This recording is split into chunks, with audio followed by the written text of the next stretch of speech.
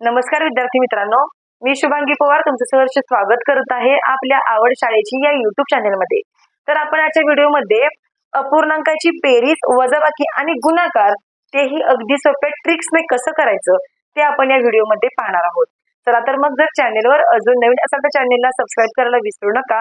Video अजिबात skip न करता शेवटपर्यंत नक्की बघा, कारण एकदम सोप्या ट्रिक्स तुम्हाला मी या व्हिडिओमध्ये सांगणार आहे। मग तुम्हाला तुमच्या एक्झामला यापैकी कोणताही प्रश्न येऊ दे, तुम्ही त्याचं उत्तर असं पटकन लिहू शकाल। बघा, इथे आपण सुरुवातीला अपूर्णांकाची बेरीज करणार आहोत।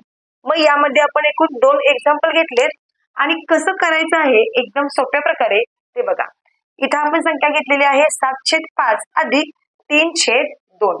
आता पहिल्यांदा या छेदांचा आपण गुणाकार करून घेऊया।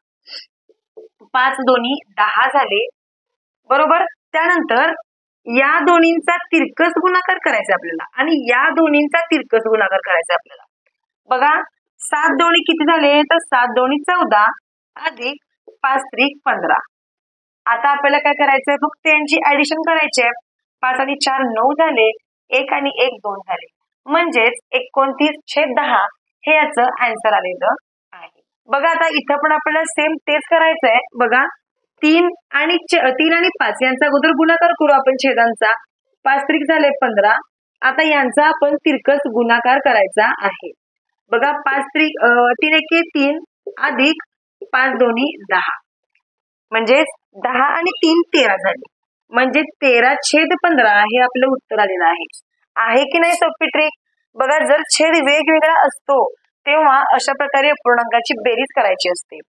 तर एकदम सोपी एक्झाम्पल आपण घेतली होती आणि तुम्हाला एकदम सोप्या ट्रिकने पण सांगितलेलं आहे।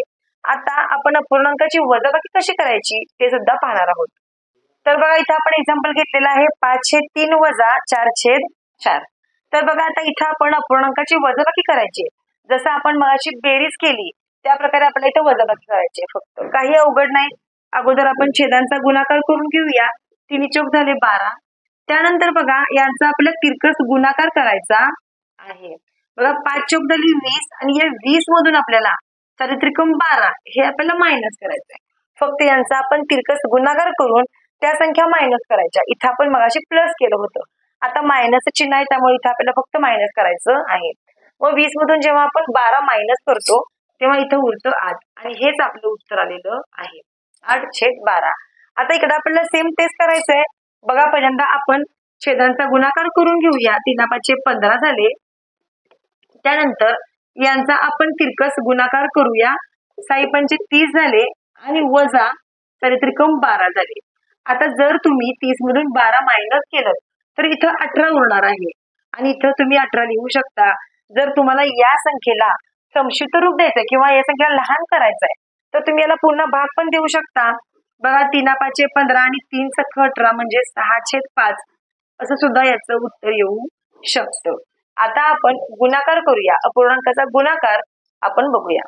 तर बघा, अपूर्णांकाचा आपण गुणाकार पाहणार आहोत। एकदम सोपा आहे। जेव्हा तुम्हाला अपूर्णांकाचा गुणाकार येतो एक्झामला तेव्हा फक्त समोरासमोर गुणाकार करायचा असतो, काही अवघड नाहीये। बघा, 4 20 आणि 3 15 असे याचं उत्तर येऊ शकतं।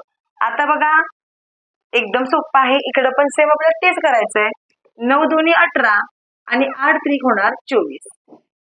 आता जर या संख्येला अजून छोटं करायचं असेल तर तुम्ही या संख्येला पूर्ण भाग देऊ शकता। अशी कोणती तरी एक संख्या निवडा की त्या संख्येने दोन्ही संख्यांना भाग जाऊ शकतो। तर बघा, आता या संख्येला समजा sin त्रिक 18 आणि sin चौक 24 म्हणजे 3/4 हे पण याचं उत्तर येऊ शकतं। तर अशा प्रकारे तुम्ही या संख्येला अजून लहान सुद्धा करू शकता। तर अशा प्रकारे आपण या व्हिडिओमध्ये पाहिलेलं आहे पूर्णांकाची बेरीज, वजाबाकी आणि गुणाकार कसा करायचा तेही सोप्या ट्रिक्सने ते आपण बघितलेलं आहे। तर तुम्ही अशा प्रकारच्या आणखी उदाहरणांचा सराव सुद्धा करू शकता। चला तर मग जर तुम्हाला व्हिडिओ आवडला असेल तर नक्कीच लाईक करा व्हिडिओला, कमेंट करून सांगा तुम्हाला हा व्हिडिओ कसा वाटला। चला तर मग आपण असंच भेटू आणखीन एका नवीन व्हिडिओ सोबत। तोपर्यंत धन्यवाद।